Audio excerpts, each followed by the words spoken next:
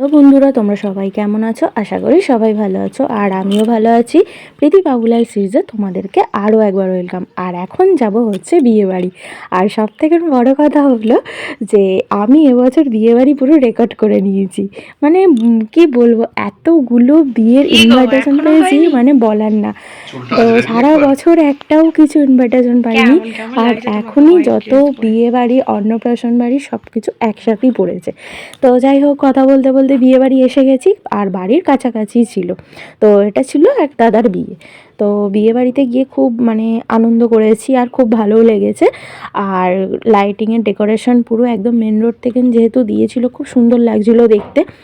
আর বলছিলাম যে একটু সেলফি নিই, কিন্তু বলছে যে এইখানে তো সেলফি নেবে, চলো ভেতরে। আমি বললাম যে ওখানে গিয়ে কোনো চান্স পাবো না কি তা ঠিক নেই, মানে এরকমটাই হয় জানো তো, যখনই ভাবি যে গিয়ে ভালো করে কটা ফটো তুলবো, তো সেটা আর হয় না। তো ঢোকার সময় দেখলাম ওখানে বরকনের মানে ছবি দেয়া আছে, আর বেশ সুন্দর লাগছে। আর এখানেতে জলের ফোয়ারাটাও খুব সুন্দর লাগছিল।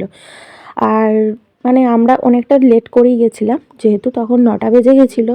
তো অনেকেই তখন খাওয়া দাওয়া করে বের হচ্ছে, আর আমরা একটু লেট করেই বেরোলাম, যেহেতু বাড়ির কাছাকাছি কোনো অসুবিধা নেই, একটু রাত্রি করে ফিরলে পারে। তো সেই জন্য যাওয়া আর কি, দেরি করে। আর কাছাকাছি হলে এরকমটাই হয়।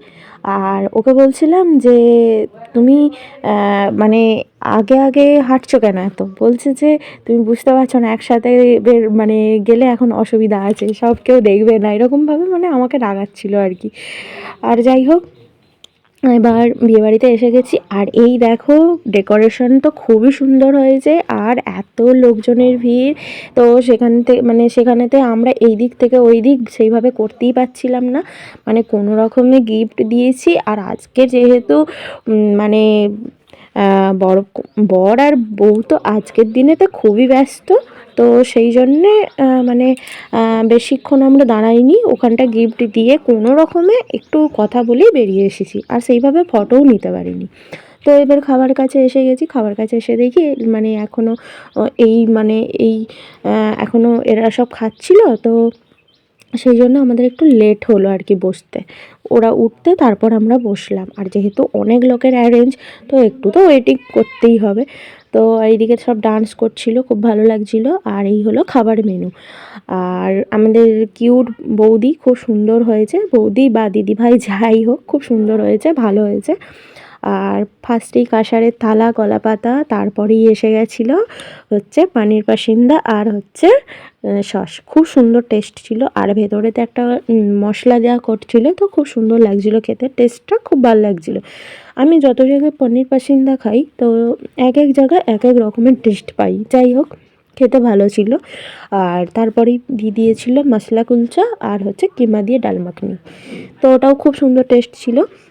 আর বিয়েবাড়িতে গিয়ে যতবার ভাবি যে স্টলে গিয়ে কিছু খাবো, কিন্তু এতটাই লেট করে আমরা প্রতিবার বের হই, তো আমাদের সম্ভব হয় না আর খাওয়া।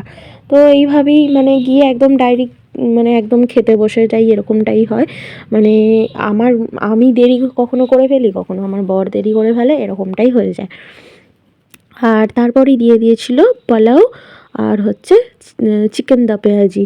তো ওটাও খুব সুন্দর খেতে ছিল, আমার তো ভালোই লেগেছে। আর বেশি তো খেতে পারিনি, মানে অল্প অল্প করেই খেয়েছিলাম। আর তারপরে দিয়েছিল প্লেন রাইস, আর হচ্ছে মাটনটা এত সুন্দর হয়েছিল, আর আমার কাছেই পুরো একদম সলিড পিসগুলো পড়েছিল, দেখেছো? মানে এত সুন্দর লাগছিলো, যেটা আমার ফেভারিট আর কি, সেটাই। আর তারপরে তো চাটনি, পাঁপড়, মিষ্টি, দুরকম, খুব ভালো খেতে ছিল সব। আর চলো, ভিডিওটা এখানেই শেষ করলাম, দেখা হবে তোমাদের সাথে আবার একটা নতুন ব্লগেতে। আর পান নিয়ে এখন চললাম, কিছু কেমন ফটোশ্যুট করব। তো চলো, টাটা, দেখা হবে তোমাদের সাথে আবার একটা নতুন ব্লগেতে।